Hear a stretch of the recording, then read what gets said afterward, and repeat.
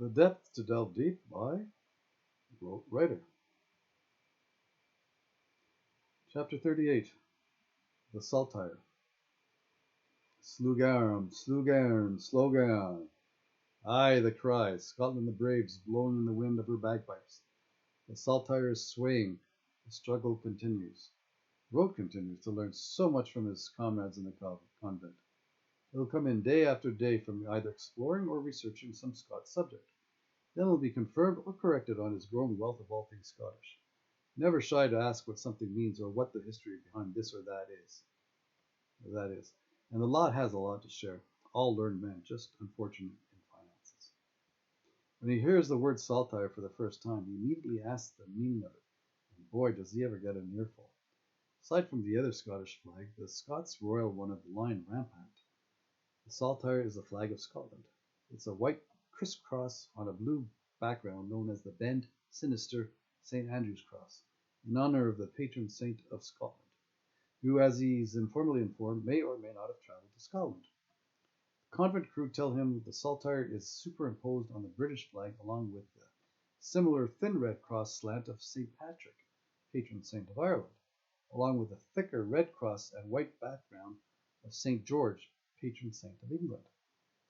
Rote wonders where's Wales' representation and her patron saint David. He thinks if St. George is famed for killing dragons, then surely the Welsh flag met the same fate. The red dragon passant, posed on a white and green split background, still waves in Wales. Ah, the fellows at the convent are continually called into conversation with the Caliph of controversy. One fellow feeds Rote's need to keep pushing the envelope. He's a Campbell.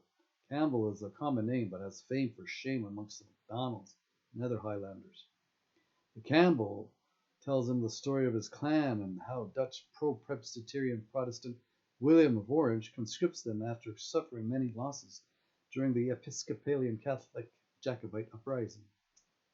Rote's presently propped up, earnestly listening as the story goes in regards to the Campbells, and how Protestant William III married on the matrimonial crown to her heir apparent Anne, James Stuart's sister, gives in the same manner as the MacGregors of Rob Roy fame, the MacDonalds, letters of fire and sword, inward, demanding they drop their doings post-haste and sign and succumb to his seat of power. With every intention of doing so, the MacDonald clan sets out, but to no avail, bewitched by weather. Whether absent or not, after being welcomed warmly in Highland fashion, Billy's butchers, as the Campbell clan will become to be known, butcher the clan MacDonald at Glencoe for not signing or succumbing to his seat of power. That's why to this day Highland children are told, never trust a Campbell. It's not long after that conversation with the convent crew, cued on by the many points contested between England and Scotland's shared history, determined Rote should remember the date of 1707 for some reason. Two parliaments, Scotland and England, conjoined that year, putting an end to the Scots' search for independence after more than a millennia of Scottish resistance. So many sieges, standoffs, successions, religious reformations, restorations, and now Scotland, as it is in Wales and Northern Ireland, becomes part of England's Great Britain. It's sealed in a song sung on the eve of every New Year, a Hogmanay herald, heralded after the learned Lord Chancellor Seafield says at the time the deal is done in 1707. Now there's an end, main old saying. Rote breaks free from all the history one day and takes the Leith walk down to the old port where the water of Leith enters the Firth of Forth. He's off to see Queen Elizabeth II's sailing ship, the Royal Yacht Britannia, at Ocean Terminal in Leith. Along the way, he has a haircut for £5, cost par to a millionaire spending his last million on a toupee. The only difference is Rote needs it. If there's any chance to find a way out of his fix, he'll need to at least appear clean cut. And since spring is on its way, it's a good time to have one. From inside the shopping center by the seaport, he sees the ship. He leaves and passes by places of interest and strolls through some of the parks around Leith. He comes upon an amateur football match in progress. After being thrilled by an incredible corner kick headed in the net, He heads back to the convent feeling ever more Scotland's lord. He takes one more day trip to Stirling after hearing all Scottish heritage sites are free for the day. The trip isn't as magical as the first time, but at least he's able to see the remainder of the castle and the Wallace Monument. The Wallace Monument stops all atop a hill in the area of Stirling. It's set on an apparent Pict site. Rote learns the Pict name is somewhat derogatory for they're actually the Albanash or Cruithne, a Celtic clan. When the Romans see their painted blue faces, they depict them as the Picts, or so Rote reasons. Now, where the Cruith roamed wild and free, stands a memorial to Sir William Wallace. Rote travels the twisting trail, winding all the way around up the monumental mount, eliciting the life and times of the poet warrior. On the top of the tall tower, after the many meandering stairs and levels, he sees what's believed to be the long arm of the law, the double-handed brandished in infinity formation, the very claymore William Wallace wields. Oh, aye, the veritable Excalibur of Scotland. With a sigh, he says goodbye to what he holds so high. 9 morning, he's back on the bus as it steers on past Stirling. Something stirs in him when passing by Mary, Queen of Scots' birthplace, then Linlithgow Palace. Back in Edinburgh, Rote realizes the day is yet over, and since all things are scot-free, he goes to the castle one more time.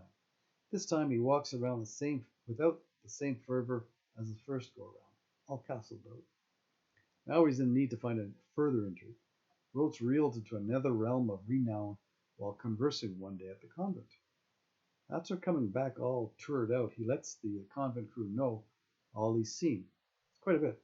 It takes time to travel to and through the two main castles of Scotland.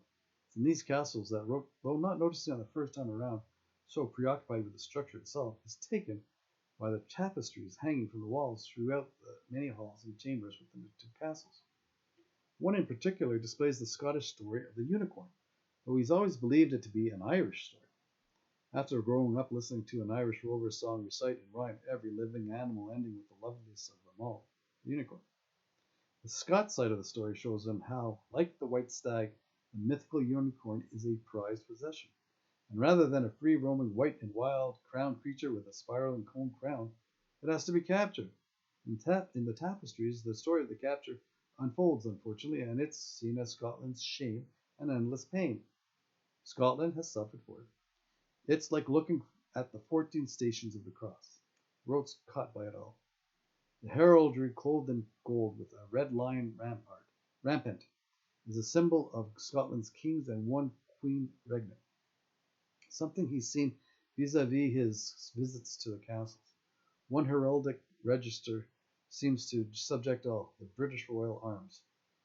When he looks at it head on, he sees a lion rampant, rear on its hind legs on the left, while on the right rears a unicorn, sometimes with a horse's body, stag's leg, lion's tail, and the standard straight spiraled horn grown from its forehead. Rote looks closer and sees, centering the royal house herald in between the crown quarterfoil, are the coat of arms representing England, Scotland, Northern Ireland, and Wales.